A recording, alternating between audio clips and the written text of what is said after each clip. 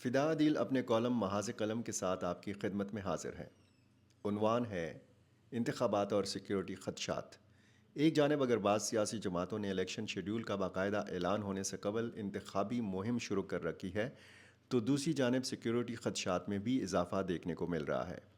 کہیں نہ کہیں یہ خواہش موجود ہے کہ عام انتخابات 8 فروری کو نہ ہوں، لیکن الیکشن کمیشن آف پاکستان اپنے اقدامات اور بیانات سے بار بار یہ واضح بھی کر رہا ہے کہ وہ تیار ہے اور انتخابات کے التوا کی بظاہر کوئی بڑی وجہ نظر نہیں آ رہی۔ ووٹر لسٹوں کی چھپائی اور حلقہ بندیوں کی فہرست کی اشاعت کے بعد لگ یہی رہا ہے کہ الیکشن کمیشن یہ یقین دہانی کرا رہا ہے کہ انتخابات کے التوا کی باتیں محض افواہیں ہیں۔ اگر 8 فروری کو موسم کی صورتحال پر بات کی جائے تو ان دنوں میں پاکستان کے بالائی علاقوں میں برف پڑنے کے خدشات کو آسانی سے نظر انداز بھی نہیں کیا جا سکتا۔ اسی طرح جو بات پہلے امن و امان کی صورتحال کے حوالے سے کہی جاتی تھی، وہ ایک بار پھر سے کہی جانے لگی ہے۔ نومبر میں دہشت گردی کے واقعات میں اضافے نے یہ اشارہ دے دیا ہے کہ جیسے جیسے انتخابات قریب آئیں گے، خدا نخواستہ ناخوشگوار واقعات میں بھی اضافہ ہوگا۔ دہشت گردی کے واقعات میں جب بھی اضافہ ہوتا ہے، پہلا نشانہ خیبر پختونخوا ہی بنتا ہے۔ خیبر پختونخوا اور بلوچستان افغان سرحد کے ساتھ متصل ہیں۔ ان دو صوبوں میں افسوسناک واقعات زیادہ ریکارڈ ہوتے ہیں۔ ان دنوں دہشت گرد تنظیموں کو پناہ دینے کے معاملے پر پاک افغان کشیدگی بھی چل رہی ہے۔ پاکستان سے غیر قانونی افغان مہاجرین کے انخلا کا سلسلہ بھی جاری ہے۔ پاکستان کی جو سیاسی جماعتیں الیکشن کا التوا چاہتی ہیں، ان میں جمعیت علماء اسلام کے حوالے سے تاثر ہے کہ وہ شاید 8 فروری کو انتخابات کے انعقاد کے حق میں نہیں ہے۔ حالانکہ متعدد عوامی اجتماعات میں جے یو آئی کے رہنما 8 فروری کو نکل کر ان کی جماعت کو ووٹ دینے کی تلقین کرتے رہے ہیں۔ عوامی اجتماعات میں مولانا فضل الرحمان بھی اب امن و امان اور برف باری وغیرہ کے حوالے سے خدشات کا زیادہ اظہار نہیں کرتے، البتہ پریس کانفرنسوں میں یہ بات ضرور کرتے ہیں کہ ڈیرہ اسماعیل خان، بنوں اور لکی مروت میں حالات ایسے نہیں ہیں کہ وہ خود یا ان کے ساتھی جا کر وہاں پر انتخابی مہم چلا سکیں۔ نومبر میں دہشت گردی کے واقعات میں اچانک اضافے کے بعد اب ایک بار پھر گورنر خیبر پختونخوا حاجی غلام علی نے الیکشن کے انعقاد کے حوالے سے خدشات کا اظہار کرنا شروع کر دیا ہے۔ اس سے قبل جب بھی خیبر پختونخوا میں الیکشن کے انعقاد کے حوالے سے سوال اٹھایا جاتا تو گورنر جھٹ سے الیکشن کمیشن کو خط لکھ مارتے اور بتاتے تھے کہ خیبر پختونخوا میں حالات فوری الیکشن کے لیے سازگار نہیں ہیں۔ اب ایک تازہ انٹرویو میں گورنر حاجی غلام علی نے ایک بار پھر کہا ہے کہ امن و امان کی مخدوش صورتحال کے باعث صوبے کے بعض علاقوں میں سیاسی سرگرمیاں جاری رکھنا مشکل ہے۔ انہوں نے کہا کہ صوبے کے جنوبی اضلاع یعنی ٹانک، ڈی آئی خان، لکی مروت، بنوں اور اسی طرح بلوچستان میں بھی سیکیورٹی کی صورتحال ٹھیک نہیں ہے۔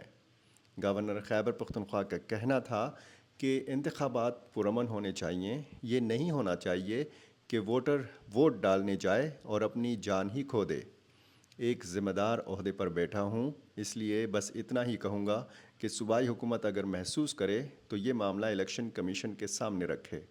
صوبے میں افسوسناک واقعات کا حوالہ دیتے ہوئے گورنر نے کہا کہ ان واقعات پر حکومت اور ادارے بیٹھ کر کوئی فیصلہ کریں گے اور الیکشن کمیشن کو بتائیں گے۔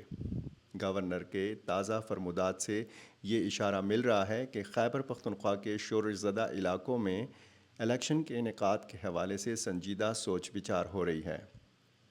تو کیا یہ ممکن ہے کہ عام انتخابات مرحلہ وار ہوں، یعنی پہلے پرامن اضلاع میں انتخابات کا انعقاد ہو اور اس کے بعد سیکیورٹی اداروں کی بھرپور توجہ کے ساتھ وہاں الیکشن کروائے جائیں جہاں سیکیورٹی خدشات زیادہ ہیں؟ خیبر پختونخوا حکومت پہلے ہی یہ کہہ چکی ہے کہ الیکشن کے انعقاد کے لیے اس کے پاس سیکیورٹی اہلکاروں کی کمی ہے۔ اس سے قبل کوئی 57,000 اہلکاروں کی کمی کے اعداد و شمار باقاعدہ میڈیا کے ذریعے بھی سامنے لائے گئے تھے۔ اب اگر پاک افغان کشیدگی کا جائزہ لیا جائے اور دیکھا جائے کہ کالعدم ٹی ٹی پی کے معاملے پر افغان طالبان نے پاکستان کے مطالبات پر کوئی کان نہیں دھرے، تو یہ خدشات موجود ہیں کہ پاکستان بالخصوص خیبر پختونخوا میں فورسز یا حساس تنصیبات پر حملوں میں اضافہ ہو سکتا ہے۔ کالعدم ٹی ٹی پی کے علاوہ داعش خراسان بھی سیکیورٹی اداروں اور سیاسی جماعتوں کے لیے بڑا چیلنج ہے۔ خصوصاً مذہبی جماعتیں تو داعش کی ہٹ لسٹ میں سر فہرست ہیں۔ خیبر پختونخوا کے ضلع باجوڑ میں جے یو آئی کے ورکرز کنونشن پر ہونے والے خودکش حملے اور اسی ضلع میں اسی جماعت کے علماء کرام کی ٹارگٹ کلنگ کے واقعات کے بعد یہ امکان ظاہر کیا جاتا رہا کہ جے یو آئی اپنی سرگرمیاں محدود کر دے گی، لیکن اس نے ایسا کرنے کے بجائے اپنی سرگرمیوں میں مزید تیزی پیدا کر دی۔ پشاور میں بڑے اجتماعات کے بعد مولانا فضل الرحمان کی سندھ اور پنجاب میں بھی انٹری کو کافی توجہ مل رہی ہے۔